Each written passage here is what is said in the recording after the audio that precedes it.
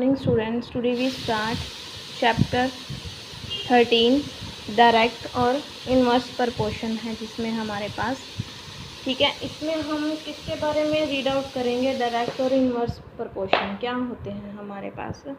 First of all proportion क्या होता है? प्रपोर्शन क्या होता है कि जिसमें हमारे पास टू रेशोज़ इक्वल होते हैं, ठीक है, या जो टू क्वांटिटीज़ का जो रेशो दिया गया होता है वो हमारे पास क्या होता है? इक्वल होता है, ठीक है। फर्स्टली हम बात करते हैं डायरेक्ट प्रपोर्शन की।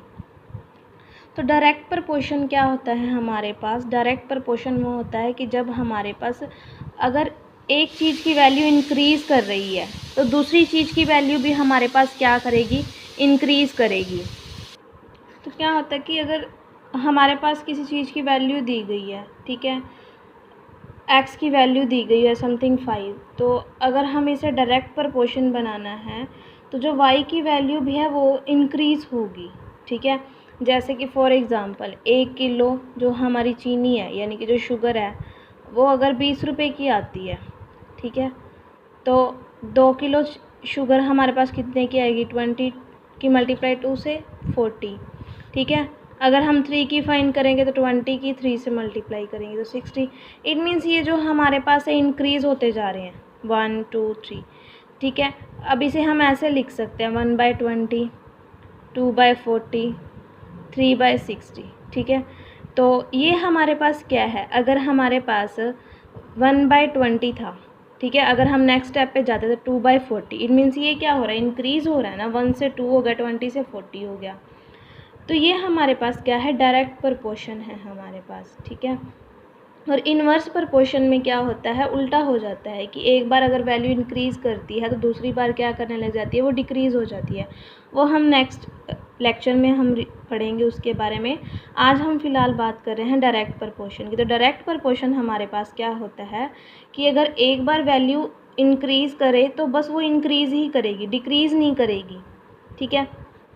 इसमें हमारे पास फर्स्ट सम क्या है 13.1 में, following are the car parking charges near a railway station up to 4 hours का, जो अगर रेलवे पे अगर हम पार्किंग करते हैं तो ठीक है, तो उसके जो आवर्स दिए गए हैं, टाइम दिया गया है और रुपीज़ दिए गए हैं, कितने चार्जेस लगते हैं, ठीक है। तो 4 आवर के कितने चार्जेस हैं? 60, ठीक है। 8 आवर के कितने हैं? 100। 12 आवर के कितने हैं? 140। और 24 आवर के कितने हैं हमारे पास? 180, ठीक है। इसमें हमें क्या बताना है? Check if the parking charges are in direct proportion to the parking time. कह रहा है कि हमें ये बताना है कि ये डायरेक्ट प्रपोर्शन है किसके अकॉर्डिंग? ये जो टाइम के अकॉर्डिंग है, ठीक है। अब ये देखिए कि 4 आवर का 60, 8 आवर का 100, 12 आवर का 140 और 24 आवर का 180। अब हो तो ये इंक्रीज़ ही रहे हैं, ठीक है तो इंक्रीज़ ही। अगर 4 का हमें 60 देना पड़ा तो 8 का हमें 100 देना पड़ेगा। इंक्रीज़ है, डायरेक्ट है, बट हम ये नहीं कह सकते कि ये डायरेक्ट प्रपोर्शन है या नहीं है। इसे हमें कैसे फाइंड करना है? क्योंकि प्रपोर्शन का मतलब क्या होता है कि जो टू रेशोज़ होते हैं वो क्या आने चाहिए? इक्वल आने चाहिए, ठीक है। तो यानी कि 4/60, 8/100, ठीक है। अगर हम इसे किसी नंबर से डिवाइड करें, कॉमन नंबर से, तो क्या ये जो इनकी सिंपलेस्ट फॉर्म है वो हमारे पास इक्वल आती है या नहीं आती, वो हम चेक करते हैं, ठीक है। अगर मैं इसे 2 से डिवाइड करूँ, 2 2 ज़ा 4, 2 3 ज़ा 6, 0, 2 1 ज़ा 2 और ये क्या आएगा? 15, ठीक है।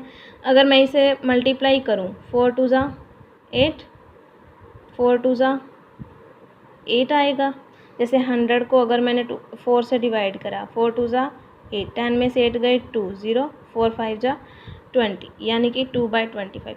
अब 2/25 में तो कोई कॉमन नंबर है नहीं कि जिससे हम इसे डिवाइड कर पाएँ, तो एक तो 1/15 आ गया और 2/25। इट मीन्स ये हमारे पास क्या है?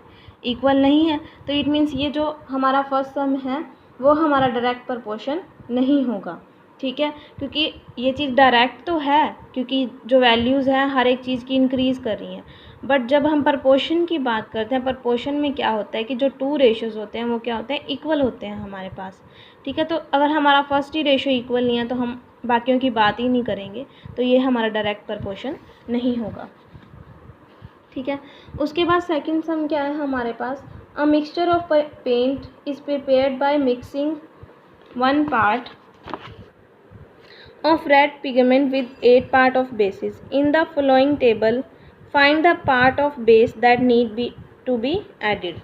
ठीक है, कोई पेंट से कुछ पिक्सल हमारे पास या एक पिक्चर बनाई गई है, ठीक है, तो पिगमेंट्स बनाए गए हैं रेड कलर से, तो पॉइंट्स ऑफ रेड पिगमेंट्स क्या हैं, अगर 1 है तो पार्ट ऑफ बेस क्या है हमारे पास 8 है, अगर 4 है तो ये हमें वैल्यू क्या करनी है, फाइंड करनी है। ठीक है, तो इट मीन्स ये देखो हमारे पास ये 1 था और ये हमारे पास 8 है और ये हमारे पास क्या वैल्यू इंक्रीज़ हो रही है, तो अब ये क्या है, ऑलरेडी क्या दे रखा है, ये डायरेक्ट प्रपोर्शन है हमारे पास। ठीक है, तो डायरेक्ट प्रपोर्शन में हम क्या करते हैं, जो हमारे पास रेशियोज़ होते हैं वो क्या होते हैं, इक्वल होते हैं। ठीक है, तो लेट कर लेते हैं जो पार्ट ऑफ रेड पिगमेंट क्या है, ये हमारा क्या है, एक्स है। ठीक है, and the part of basis क्या है, ये हमारा वाई। तो अगर हम नेक्स्ट स्टेप की बात करेंगे तो अगर रेड पिगमेंट अगर मैंने 4 लगाने हैं तो x1 x2 x3 x4 और ऐसे ही y1 y2 y3 y4। तो x बाई वाई जो हमारा फर्स्ट है वो इक्वल्स किसके होगा, ये हमारे नेक्स्ट रेशो के, यानी कि x1 और y1 के, यानी कि 1/8 इक्वल्स टू 4/y1। ठीक है, तो क्रॉस मल्टीप्लाई करते हैं हम, y1 8 4 जा 32, इट मीन्स इसकी वैल्यू y1 की वैल्यू क्या आ गई हमारे पास 32। ठीक है, अगर हम ये कहें कि ये डायरेक्ट प्रपोर्शन है या नहीं है तो इसे हम चेक कर सकते हैं, 4/32, 4 1 जा 4 और 4 8 जा 32, इट मीन्स ये हमारा क्या है, प्रपोर्शन भी है और डायरेक्ट भी है, क्योंकि वैल्यू क्या है 8 के बाद क्या है 32 इंक्रीज़ कर रही है और प्रपोर्शन यानी कि 2 रेशोज़ भी हमारे पास इक्वल हैं, तो ये हमारा क्या है, डायरेक्ट प्रपोर्शन। ऐसे ही नेक्स्ट स्टेप में करेंगे, x by Y equals to क्या आएगा, x/2 और y/2।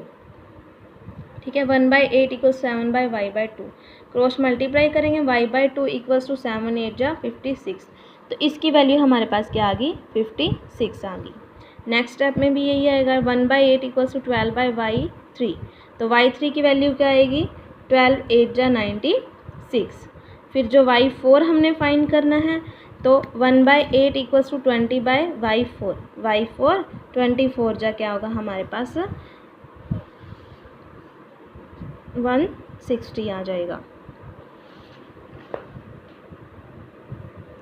ठीक है, सॉरी ये 28 जा था यहाँ पे।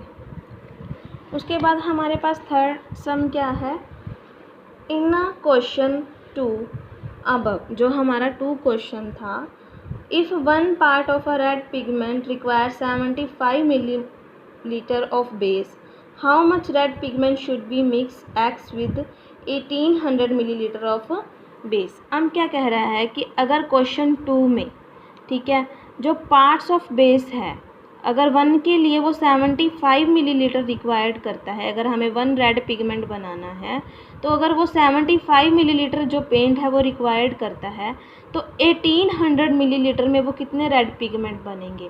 तो ठीक है, जो था कि वो डायरेक्ट प्रपोर्शन में, ये देखिए ये 75 से क्या 1800 इंक्रीज़ कर रहा है, तो 1/75 इक्वल्स टू x/1800।